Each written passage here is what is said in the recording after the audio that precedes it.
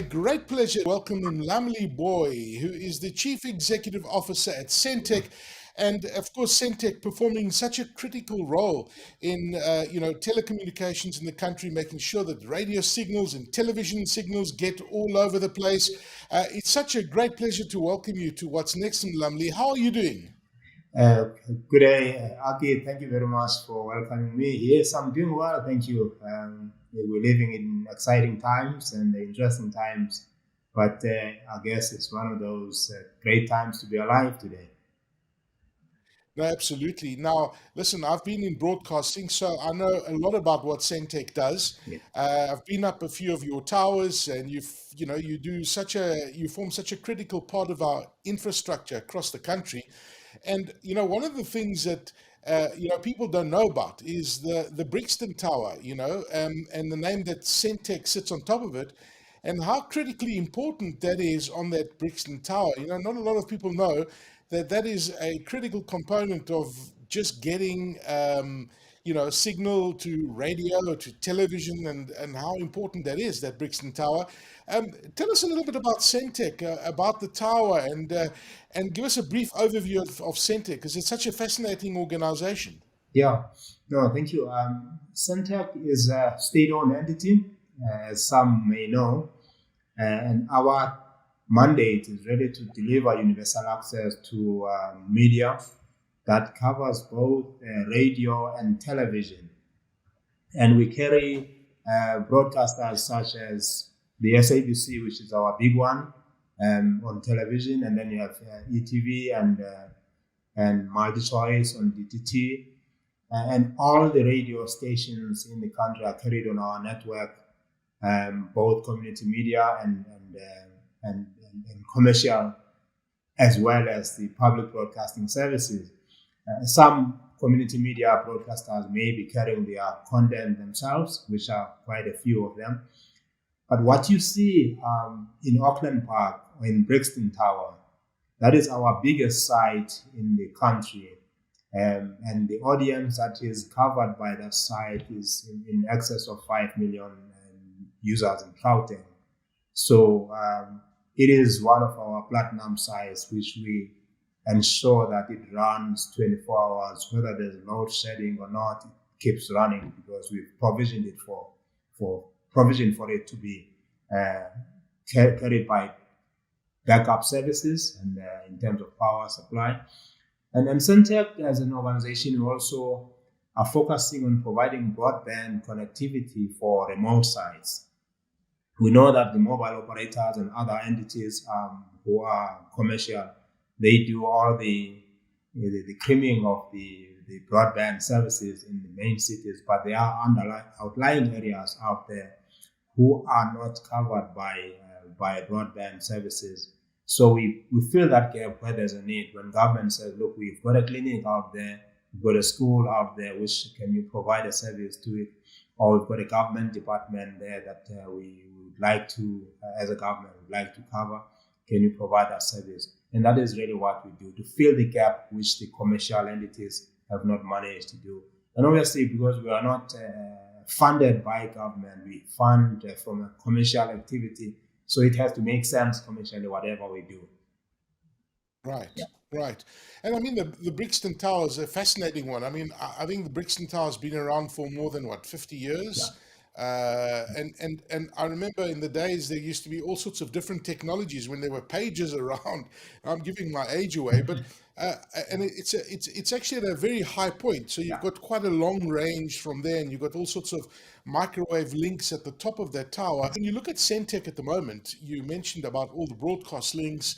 And obviously, the business focus has also changed quite a bit. Yes. I mean, we're hearing about digital migration, for example. You've evolved together with technology, and you mentioned broadband and all the fiber links that you guys offer. But Centec's new business focus post digital migration, what is Centec going to evolve into as a business? Yeah. We've been busy with the digital migration, as you've said, Aki, and the infrastructure has been set up, rolled out. We've got it ready. I think almost more than 10 years now that the infrastructure has been ready for delivering DTT And we're basically running two networks now: the analog network and the digital terrestrial network. So when we switch off analog in the not so far future, we will then be running on digital only, where we've got multiple channels where our broadcasters will be are carried on this network right now, and we have a situation, for instance, in towers such as Brixton, where we're running multiple channels, and my information on Brixton, I was trying to source it out, is more than 200 meters high. So which is really the tallest site that we have in the country, in fact. If you've been up on top there, it's quite scary. You must not look down when you climb that tower, otherwise you'll feel a bit height sick. Yeah. So Well, listen, I haven't been. I'd love to go sometime yeah, if the invitation is open. I find those towers fascinating. yeah, Sorry to interrupt you. yeah. No problem. So once we've done the migration, okay, we'll as SENTECH proceed with our media content distribution using digital platforms such as the digital terrestrial television and direct to home, which we're currently doing, which is via satellite. And also, in addition to that, we're evolving into providing broadband services in the remote areas, as I've said earlier on, using satellite and broadband wireless, which is terrestrial. We are yet to get the spectrum for doing our terrestrial broadband. For now, we are basically using the unlicensed spectrum for remote areas, because in those areas you don't have interference, and at least you can be able to deliver broadband to the remote areas. So, but also from a technology evolution point of view, although we've been using satellite as a country and as an organization, it's always been leased satellites that we lease from providers from the US, from Europe, from the Middle East. But it's been a mandate given to us that it's about time that we now evolve from only leasing, but to leasing and also owning our own satellites. So this is one of the projects which we are working on, developing a business case for them, a funding model, bringing in some of the investors, which would be local and maybe some from the region.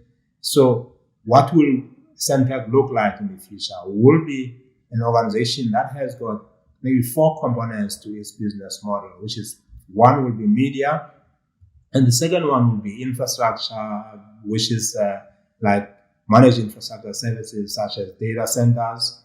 And because we've got a lot of excess capacity on our sites, on our towers, so we lease out this capacity to users like mobile operators, and obviously they pay us for that service. And then there will be a focus on the space services, which is our satellite launch for the country. And also in addition to that, the main one will really be broadband services. So it will be those 4 components that will really be driving the business of SENTECH. We're still on the wholesale side of service provisioning. We are not yet on the devices and user devices. For instance, we'll set up our broadband service to a school, to a clinic, to a community, and set up Wi-Fi hotspots around. And the aim is to enable SMEs to then say, well, we've got a backhaul site here, we've got a Wi-Fi hotspot here. Can you commercialize that hotspot for the benefit of the community and also for your growth as an SME? So that's really how we're going to model our business moving forward. It's absolutely fascinating. I mean, it's almost like you're reinventing what you've been doing. I mean, you've been doing broadband for a while, but you're adding on to that capacity and really providing critical services to those parts of the country, as you mentioned, that might not have broadband. You've got access to some of that spectrum. And it's interesting you talk about satellites. I know that the Pan-African satellite is one of the major projects that SENTECH is currently working on. Are you able to tell us a bit about this project and the role that SENTECH will play in this particular satellite? Yes.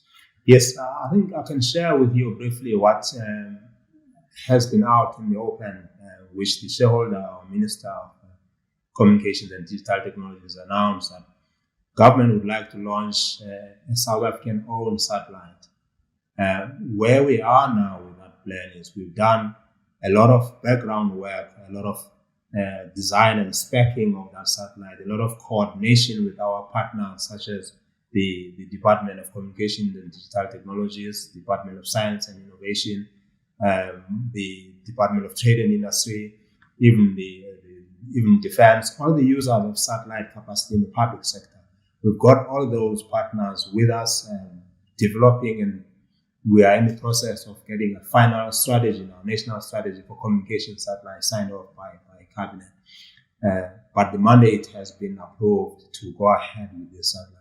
I think the details will then go to the market in the near future, where we will then invite those potential partners, potential service providers to give us more information so that we can concretize this.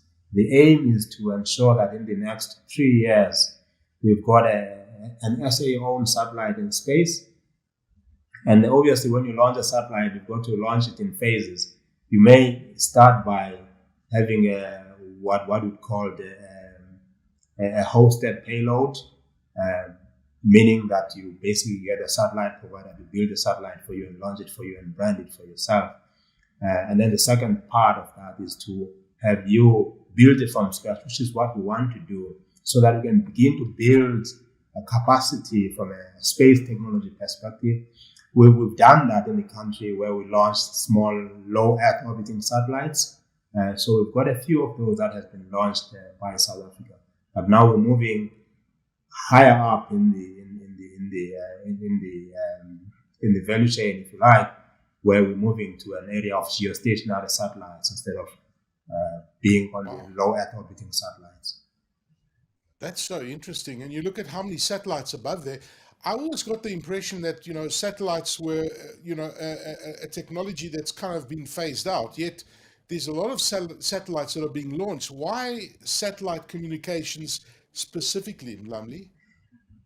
I think it's the ease of access of every area in your geography. When you've got a satellite in space, there is no limitation. You design it for certain coverage. For instance, if we design a satellite that covers Southern Africa, so meaning that the footprint and the coverage of that coverage map of that satellite is focusing on Southern Africa, and meaning that wherever you go, it doesn't matter how remote you are, you can actually access that satellite. So we can transmit information to satellite. Even if you're sitting in the most remote areas of the Eastern Cape or Limpopo, you can be able to receive that content. Now, that could be television content, which is direct to home television via satellite, or it could be broadband services, which you receive using what we call VSAT, which is a very small aperture satellite service. So that's the beauty of satellite communications. When we have disasters that we face terrestrially, like we face now with the floods, where our terrestrial infrastructure is damaged, so we have to back it up with satellite communication.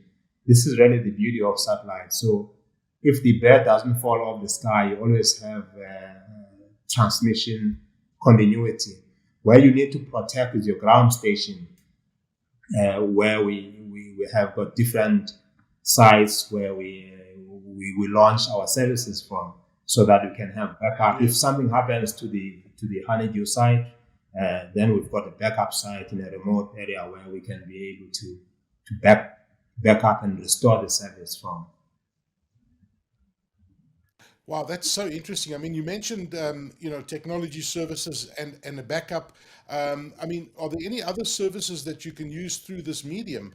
I also imagine, and I don't know if the satellite will be able to do it, but, for climate change, for example, to monitor, agricultural change and weather changes and how that's impacting the environment.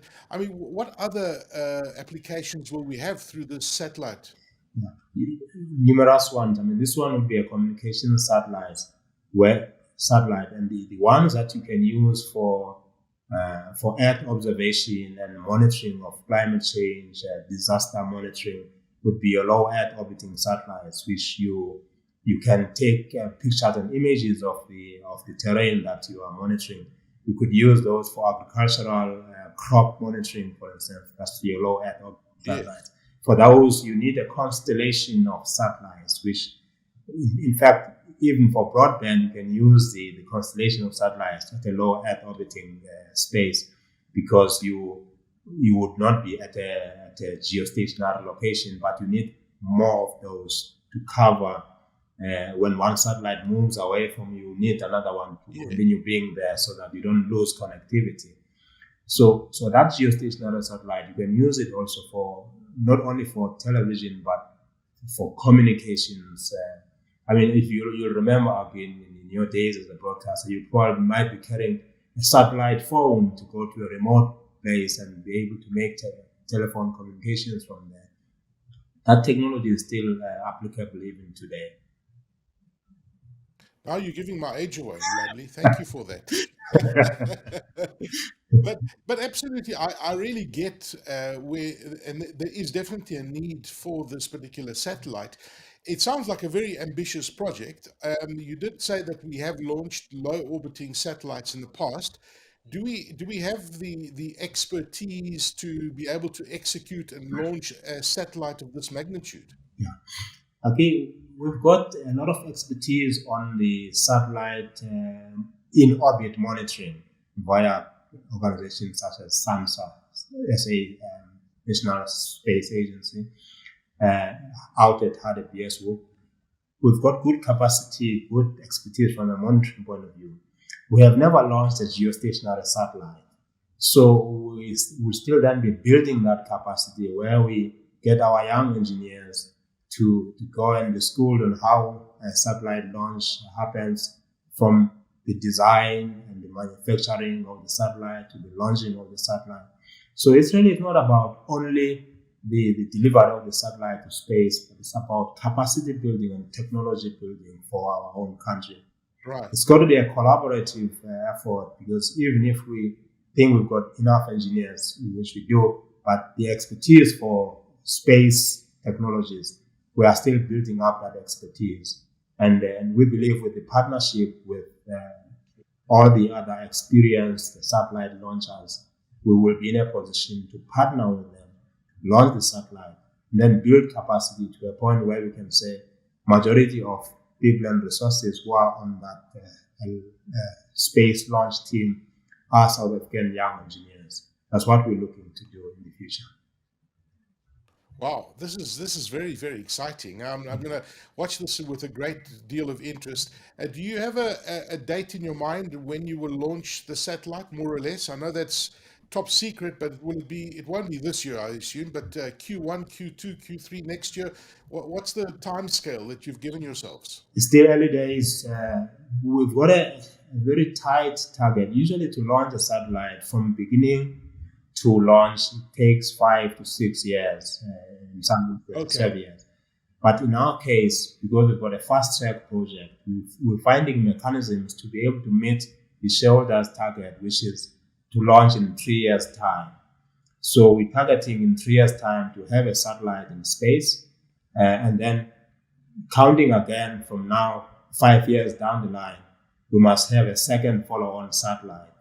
Because you imagine you don't want to have a single satellite in space, because if there's a failure which happens, you want to have a backup satellite. So timelines are between 3 and 5 years. That's really where we're targeting. Very, very exciting. Yeah. I mean, this is going to make a big difference to South Africa. Now, we talk about South Africa, but I imagine that this will also make a difference to the continent as well. It will make a huge difference. Okay, we're a significant player on the southern African part of our continent in terms of the size of our economy, our participation in technology, and just our capability and infrastructure and so on as a country. So it will be a significant step for us, and we want to be a Pan-African player, and therefore, as a SADC country, we want to bring partners to to the environment and also share with them what we do. And I guess this is going to foster a lot of innovation as well, get a lot of young engineers excited as well. And that for me is very, very exciting. Wishing you luck on that project, Mlambi. I'm looking forward to the launch date and you pressing the button, the countdown and the satellite gets launched. Absolutely fascinating business. Mlambi Booi, who is the Chief Executive Officer at SENTECH, sharing some really exciting news. I'm looking forward to that satellite launch. I think it's going to make a massive difference to our telecommunications infrastructure in the country. Look forward to that day of the launch. Thank you very, very much for joining us on What's Next, Mlambi. Thank you very much, Age. I look forward to that future. All the best to you. Thank you.